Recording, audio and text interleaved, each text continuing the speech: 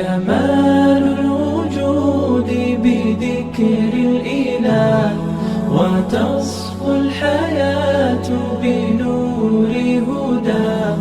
جمال الوجود بذكر الإله وتصفو الحياة بنور هدى. وتطلب نفس له طاعة ويبلغ سعد إلى منتهى.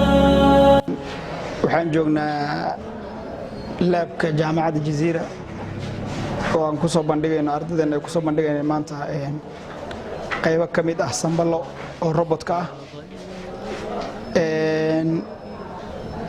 waxa waaye tiknoolajiyada cusub ayaan jeclaan lahayn inay wadankeena gaadho oo aad loo apply gareeyo. waxay jaamacadda soo gaday qalabkan hadda waxaa sameeyay ardada qalabkan hadda ardayga xirxiran ayaga ka shaqeeyeen ayagoo miro ah loo keenay.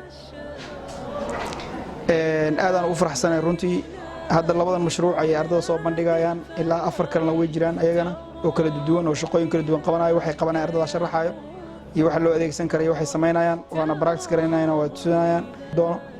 waxaan ku bilaabaynaa marka mashruuca ugu horeeyo oo kan ah mashiinkan oo u dhiibaya ardayga groupka sameeyay.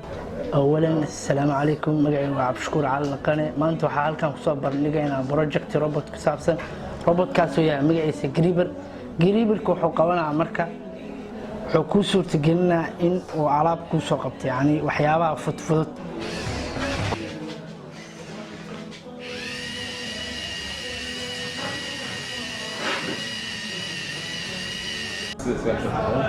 بسم الله السلام عليكم مقعي وسلام حسن محمد جروب كان حقوقنا شوت بوتر كان قوانا يا أفر شيء درايفنج بيس شوتر كلر ديتكشن إلوكيد أوبجكتين.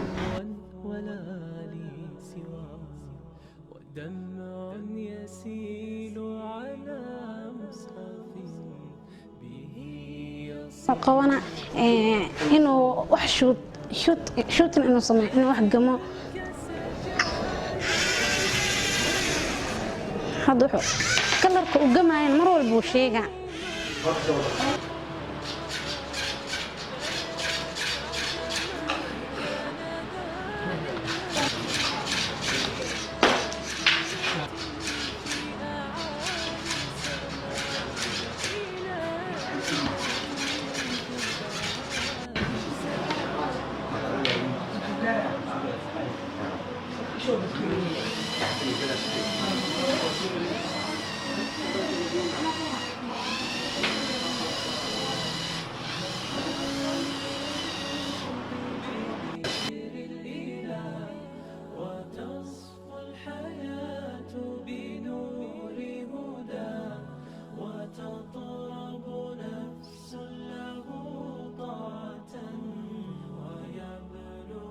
سعد إلى منتهى.